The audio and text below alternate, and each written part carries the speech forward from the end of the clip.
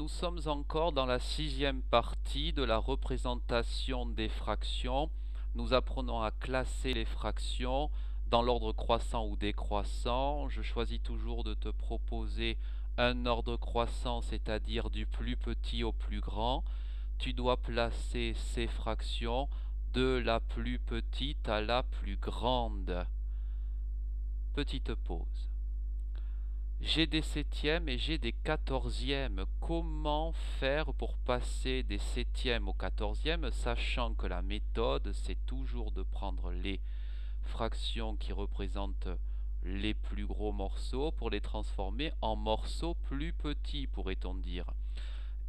Une unité, je la coupe en 7 parties égales, et ici la même unité, je répète bien la même unité, je la coupe en 14 parties égales. Comment passer des septièmes au quatorzième? C'est ce que nous allons voir.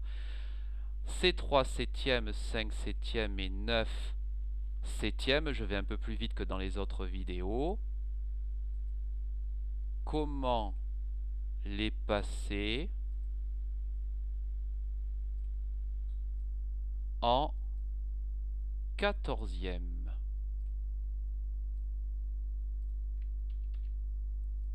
Je le montre pour la première et je recopierai par la suite. Pour passer des septièmes au quatorzième, il faut donc que je coupe chaque septième en 2 parties égales. Si je coupe chaque septième en 2 parties égales, alors l'unité sera coupée en 14 parties égales. Voici qui est écrit. Je recherche donc combien les 3 septièmes, 5 septièmes et 9 septièmes font de quatorzième. Si je recoupe les septièmes en 2 parties égales, je devrais donc prendre 2 fois plus de morceaux pour obtenir les mêmes quantités. Nous l'avons déjà exploré à plusieurs reprises. 3 septièmes valent donc 6 quatorzièmes. 5 septièmes valent donc 10 quatorzièmes. Et 9 septièmes est la même quantité que 18 quatorzièmes. Nous pouvons désormais recopier ces 3 nombres au-dessus des nombres correspondants.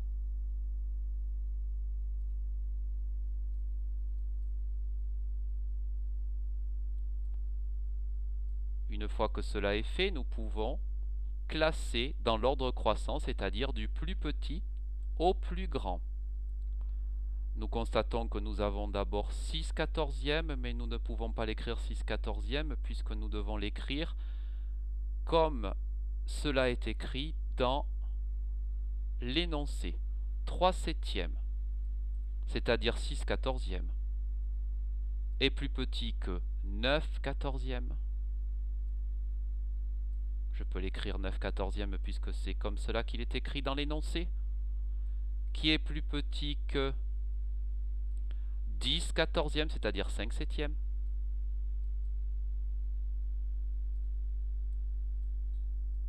Qui est plus petit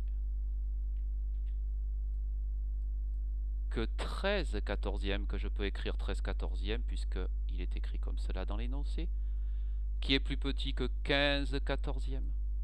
Et le plus grand, c'est bien 18 quatorzièmes, c'est-à-dire 9 septièmes.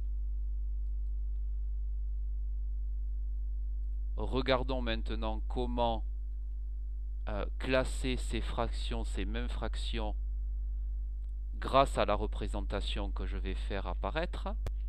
Voici la représentation. Ici, j'ai les septièmes, 1, 2, 3, 4, 5, 6, 7. L'unité est coupée en 7 parties égales, puis elle est coupée en 14 parties égales dans la deuxième représentation, que je mets légèrement comme ceci pour que tu puisses le voir. Et chaque septième est coupé en 2 pour faire les quatorzièmes, c'est ce que j'ai expliqué tout à l'heure.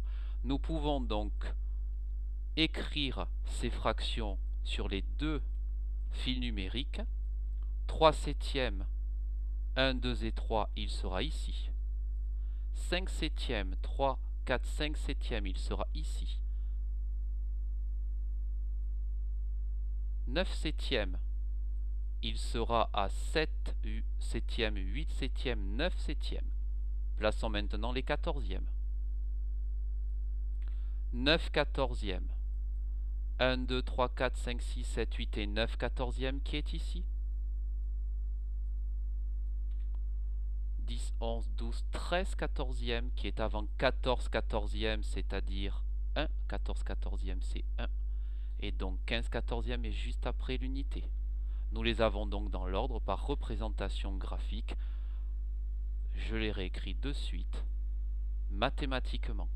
3 septièmes est plus petit que 9 quatorzièmes, qui est plus petit que 5 septièmes, qui est plus petit que 13 quatorzièmes, qui est plus petit que 15 quatorzièmes, et le plus grand de la série est 9 septièmes.